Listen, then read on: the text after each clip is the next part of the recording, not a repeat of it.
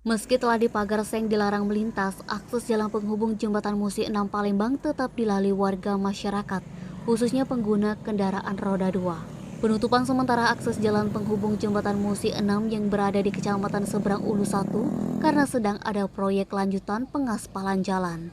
Berdasarkan pantauan Sabtu 16 Juli, pengendara kendaraan roda 2 nekat hilir mudik melalui celah pagar seng penutupan jalan, tepatnya di Jalan Kiai Haji Fakih Usman, Kelurahan 2 Ulu, Kecamatan Seberang Ulu 1 Palembang.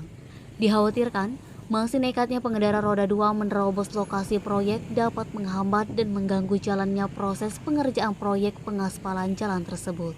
Salah seorang pengendara kendaraan roda 2 yang tidak ingin disebutkan namanya berdalih, sengaja nekat melintas jalan yang ditutup sementara tersebut karena mempersingkat jarak tempuh tempat dia kerja.